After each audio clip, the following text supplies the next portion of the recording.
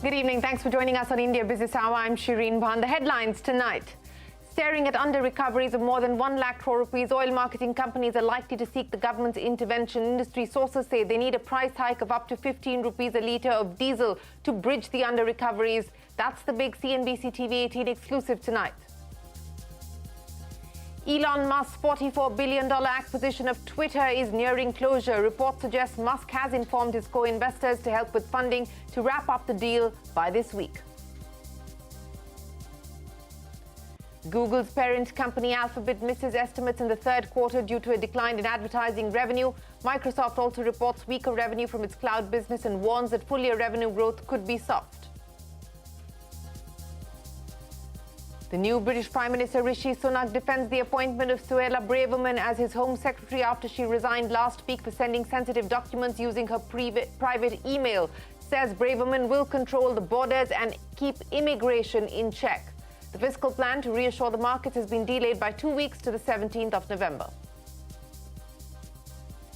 The CEO of Tata Steel, TV Narendran, says time is running out for its UK business, hopes the British government will take a call on funding soon, adds the breathing space is vanishing and time for other stakeholders to chip in. Dabur meets estimates in the second quarter with a 1% volume growth, even as profits declined by nearly 3%. Also enters the spices segment with the acquisition of 66-year-old iconic brand Badshah Masala for nearly 600 crore rupees. Passenger vehicle sales report a solid 40% growth in the festive season. Two-wheeler sales also report double-digit growth, but entry-level vehicles continue to struggle.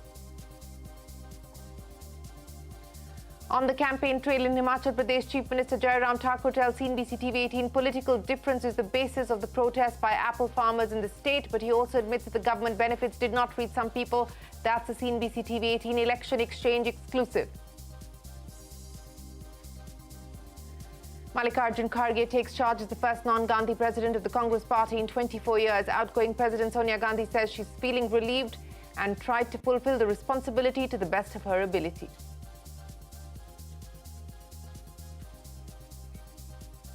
Well, let's start with the big CNBC-TV18 exclusive tonight. Industry sources tell CNBC-TV18 that oil marketing companies are grappling with huge under-recoveries to the tune of over 1 lakh crore rupees by selling fuel and LPG at current rates. The industry is likely to approach the government seeking relief. Sapna Das is standing by with the details. Sapna, take us through what the current under-recoveries are, for instance, on diesel, and more importantly, what could be the options before the government? The balance sheet of oil marketing companies is under tremendous pressure because of soaring international prices and a price freeze in the domestic market. According to industry estimates, the backlog of under-recoveries on fuel and LPG is pegged at a massive 1 lakh crore. Hit by these mounting under-recoveries, government-owned fuel retailers like IOC, BPCL, HPCL may very soon be knocking on the government's doors for an intervention yet again. The government, of course, just this month agreed to give 22,000 crores to the OMCs on LPG under-recoveries. This direct fiscal support for OMCs for LPG losses was possible since the LPG price is regulated. But it makes good only a part of the problem. To come out of this dire situation, industry is now estimating a 10 to 15 rupees price increase, particularly on diesel. The other option is the government lowers the excise duty, but only for oil marketers. The duty cut is not passed on to the consumers by way of lower prices. However, the realization for the OMCs goes up through this method. Even the option of a calibrated increase in fuel prices may be considered only from next year onwards. High inflation and state elections in the current calendar will work against any talk of a price hike at this stage. All in all, there are too few options to bring the balance sheets of OMCs back to life. Direct fiscal support to the OMCs on fuel under-recoveries is not possible as petrol-diesel prices are deregulated, so to speak. But eventually, the government will have to take a call on either a price increase or lowering excise, or maybe even a combination of both. All right, Sapna, many thanks for joining us. That is the big CNBC-TV18 exclusive tonight. Oil marketing companies under pressure. On to the big global earnings. Google's parent company Alphabet missed market estimates for quarterly revenue. The drop comes as advertisers were cut back on their spending amidst an economic slowdown. Total revenue coming in at over $69 billion in the third quarter versus analyst expectations of more than $70 billion. From one tech giant to another, Microsoft surpassing street estimates both on the top and bottom line. However, the company's cloud revenue was lower than expected, indicating that the full-year revenue growth could be softer. On guidance, the company sees $53 billion in revenue for the next quarter, which is around $3 billion lower than street estimates. Deutsche Bank reporting a better-than-expected jump in its profits for the 9th straight quarter despite high interest rates and a volatile market. The company has reported a net income of over $1 billion, revenue rising 15% year-on-year to nearly $7 billion. The bank CEO said that they are well on track to meet the 2022 goals. Back home, FMCG player Dabur met street estimates with second quarter numbers with a 1% volume growth, even as profits declined by nearly 3%. The company has also announced that it will acquire a 51% stake in Badshah Masala for over 587 crores. The acquisition is expected to be completed before the 31st of March. The big global story hours after taking over as the Prime Minister of the UK, Rishi Sunak got down to business with the cabinet reshuffle. Now, while he has removed several ministers from the Truss cabinet, Sunak brought back two prominent faces who were sacked by the former Prime Minister, including Dominic Raab as the new Deputy Prime Minister and Suella Braverman as the new Home Secretary. Answering questions by opposition party members in Parliament today, Sunak defended Braverman's return, saying she has acknowledged her mistake and has also apologised. He added that Braverman is going to be focused on controlling our borders and not unlimited immigration. In his first address, Sunak has also warned of difficult decisions ahead. He was expected to unveil the economic vision on the 31st of October, but that has now been delayed and it will be on the 17th of November, so a delay of 2 weeks. Among his first moves, the Prime Minister made phone calls to US President Joe Biden and Ukrainian President Zelensky. Take a look. The Home Secretary made an error of judgment, but she recognised that, she raised the matter and she accepted her mistake. And that's why I was delighted to welcome back into a united cabinet that brings experience and stability to the heart of government. And let me tell you, Mr. Speaker, what the Home Secretary will be focused on. She'll be focused on cracking down on criminals, on defending our borders, while the party opposite remains soft on crime and in favour of unlimited immigration. His debut as Prime Minister taking questions in Parliament, that is Rishi Sunak. Now, according to a survey by u.gov, just 25% of Britons expect Sunak to be a great or even a good Prime Minister, but 68% expect him to do a better job as Prime Minister than Liz Truss. Sanjay Suri brings us a report on how Indians in UK are reacting to Sunak's victory. What are we ready for? Rishi! What are we ready for? Rishi! Rishi Sunak fans gathered outside Parliament on Tuesday to celebrate his prime ministership in the good old Indian way. He's going to bring the whole community together, bring all the Conservative Party together and make it a success. We are going to win the next elections as well. You want me to have a laddu as well? Wow, there we are. This is for you, Rishi. Many gathered here had campaigned long for Rishi Sunak. One of the questions I asked him, I said, you are so rich, your family is so rich, why are you wanting to be a Prime Minister of this country? He said, Vivek, Narayan Murthy, he's his father, Infosys guy is his father-in-law. He said, he told me, Rishi, you have so many good ideas, but these ideas will always not germinate until unless you are in power. The politicians hold a lot of power. If you join politics, do the changes which you want, it will be the best for any country. We are ready for Rishi! Rishi Sunak clearly has fans going beyond Britain. Congratulations, Rishi. I'm so thrilled that you become the Prime Minister. I've always looked at you from where I've come. I've come from New Zealand, and now I can't believe you're the PM. This is really good news. It wasn't that long back that a group of Indians were gathered here at Westminster Square and promising Rishi Jeeta to Laddu Bantenge. I don't see them here, but there are lots of others here, and what's more, the Laddus are here. Well, plenty of excitement there in the diaspora. Now, as Rishi Sunak makes his first moves, the CEO of Tata Steel says time is running out for the company's UK business. Speaking exclusively to me, TV Narendran, the global CEO of Tata Steel, said the breathing space is vanishing. He hopes the UK government will take a decision on funding soon. Conversations are currently on. Take a look. I think there's a new government, so we'll wait for the new government to be in place, and we will continue the conversations that we've had with the previous governments, and I think we will look forward to an early resolution, because obviously with high energy costs and the economic situation in Europe, the business, which is inherently fragile, will struggle going forward unless we take some calls very quickly. Mm-hmm. And I would imagine that these are difficult calls that will have to be taken. But given the precarious position that the UK government finds itself at this point in time and the economy finds itself, it is fiscally constrained. Is there hope or confidence that there could perhaps be a resolution by way of funding coming in from the UK government?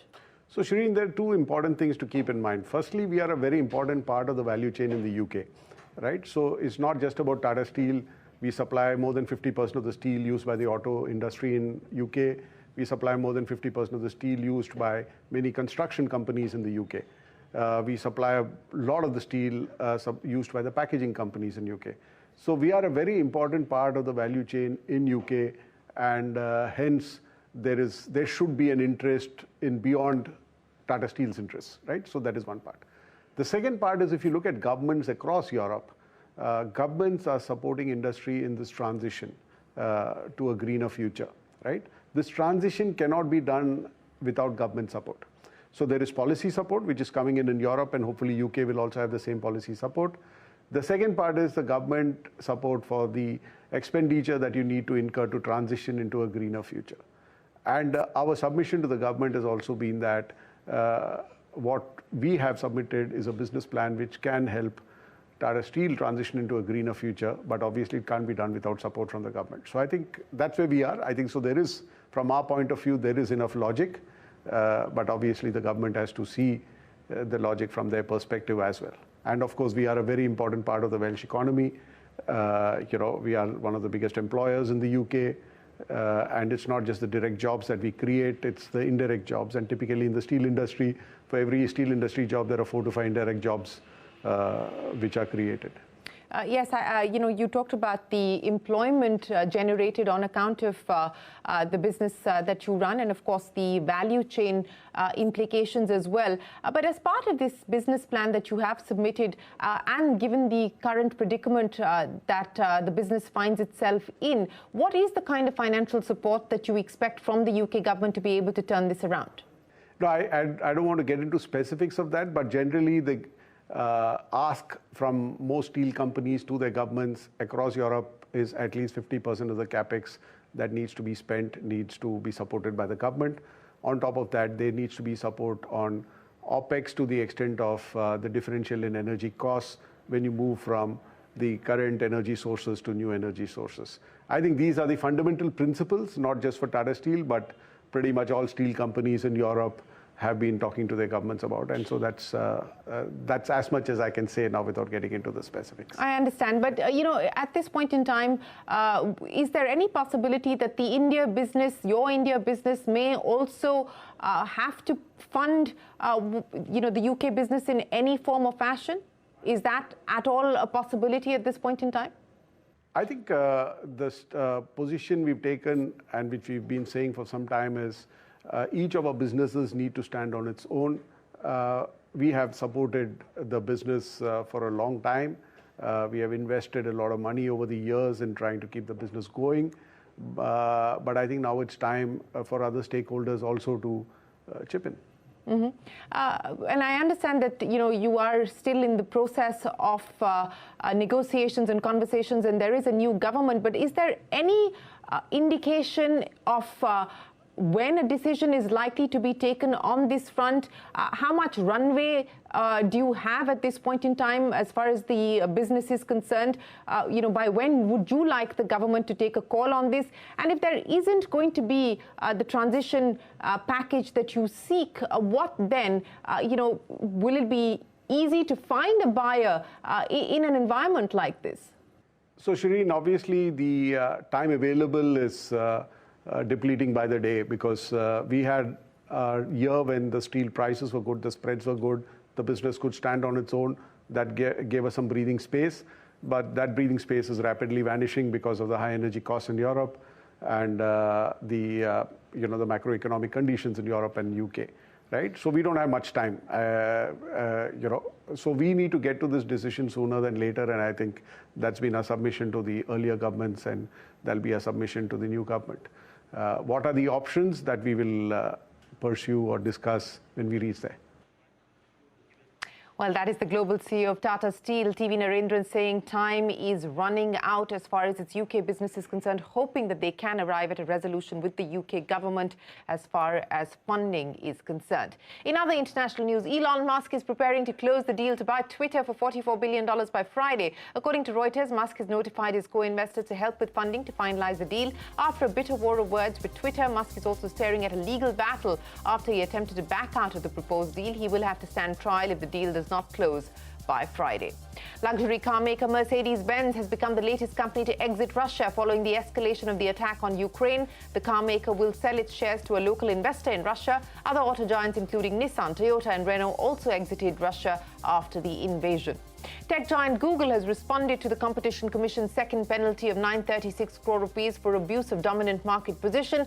Google claims that Indian developers have benefited from Google's low-cost model, which has powered India's digital transformation and expanded access for millions of Indians. The tech giant has said it remains committed to users and developers and is reviewing the decision to evaluate its next steps. Time for us to head into a break, but up next on the campaign trail in Himachal, Chief Minister Jairam Thakur tells CNBC-TV18 political difference is the basis of the protest by apple farmers in the state. That and more when we return.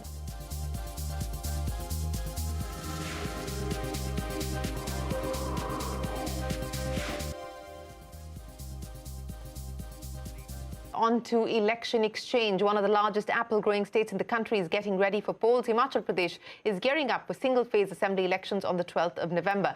Apple farmers have been protesting in the state for the last few days against low procurement price. Sanjay Gora caught up with the Chief Minister Jairam Thakur. He says that protests by apple growers are due to political differences. He also says that demands to restore the old pension scheme will be met if the BJP is re-elected to power.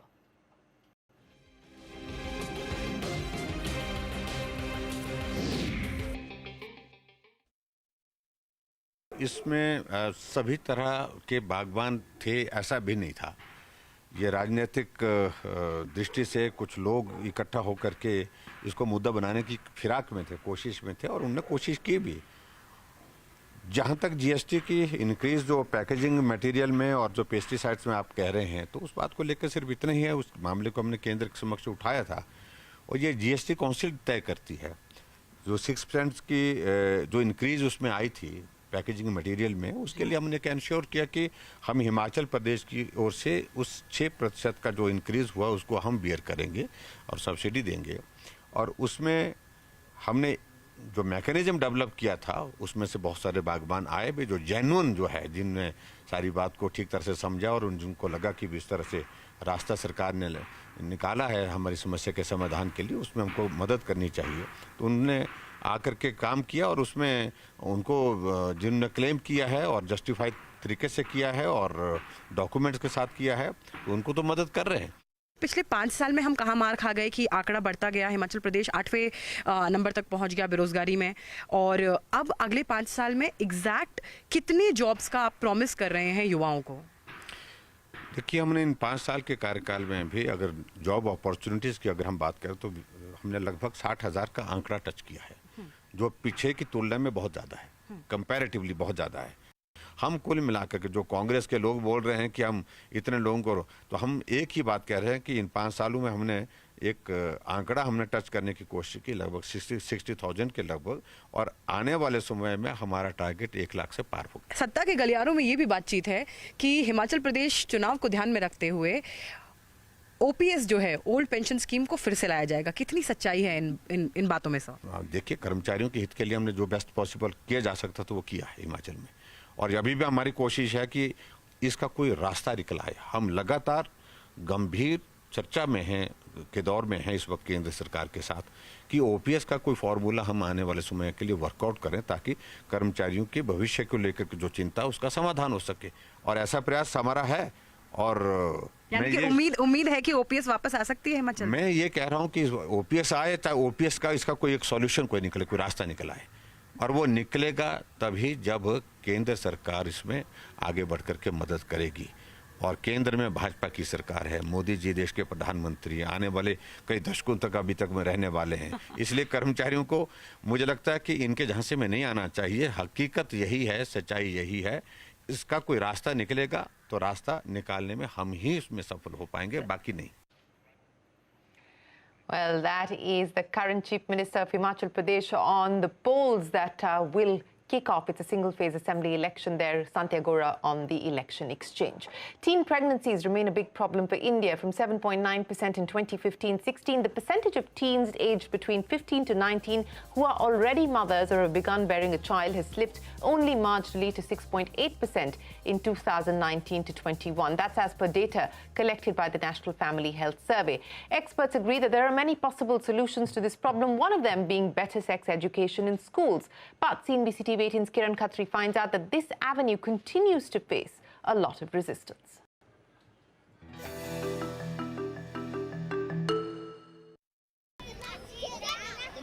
$53,874.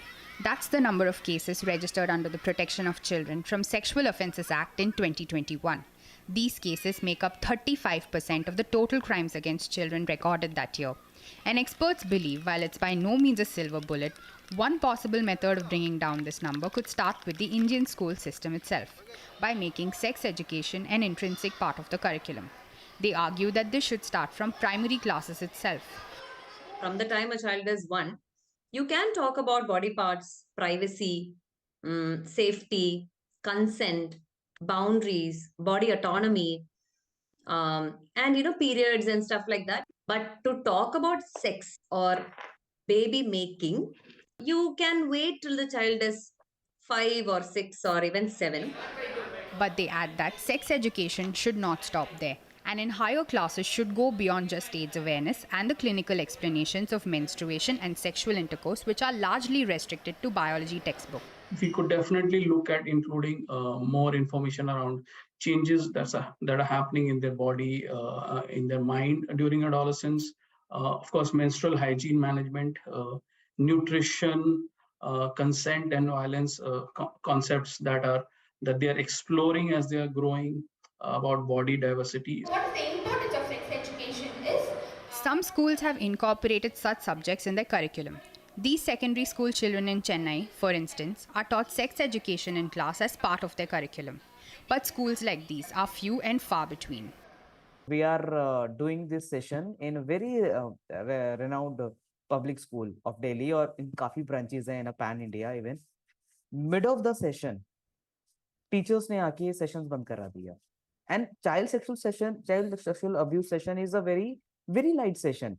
वो बीच में उनको लगा कि नहीं, आपको ये देना ही नहीं है, और उस स्कूल ने अपनी सभी ब्रांचेस में हम लोगों को completely ban कर दिया. One big problem experts say is that sex education as a subject is not mandated by either the centre or state governments. And even states that do want the subject included in their schools lay down restrictive conditions. Currently, a particular state government, I don't want to tell, they have reached out for a small curriculum on sex education for 9th and above. And this was their, condition, ma'am, we don't want to talk about sex, okay? So without sex, can you create a curriculum on sex education? We have to talk about sex at one point, because many other subjects related to sexuality health is connected to the act of sex. The HRD Ministry's new National Education Policy released in 2020 made no mention of sex education. For this, there are two government-led initiatives: the Adolescence Education Program by the CBSE and the School Health Program. But a review of the curricula of these two programs by the Population Foundation of India found that topics like violence and abuse, sexually transmitted diseases, gender identities, and menstrual irregularities are inadequately covered. They also skip topics like consent and contraception. Experts also say that the need for sex education has increased, with more students, both in primary and secondary classes, gaining greater online access, especially in the aftermath of the COVID lockdowns. Statistics say between the ages of 8 and 10 children see some pornographic material. So parents want to know how to guide. They very frantically, they give me calls asking, ma'am, I know they have seen something. I know she's watching something. I know he's going through something. I want to talk about it. My first question is, have you spoken about sex? Despite the rise in child sexual abuse cases and teenage pregnancies, there is no law in India that mandates comprehensive sexuality education. In July this year, the Kerala High Court said that it is time for state authorities to re-examine the sex education imparted in schools. It made this observation while permitting a 13-year-old rape survivor to terminate her 30-week pregnancy. But a review does not guarantee that it will be included, and experts say that this huge gap in the Indian educational system will lead to bigger problems down the line. In Mumbai, Kiran Khatri. Our colleague Kiran Khatri there reporting in our latest installment of our special series, Get Schooled. With that, it is time for us to wrap up this edition of India Business Hour. Thanks very much for watching. Stay tuned. More news continues right here on CNBC-TV18.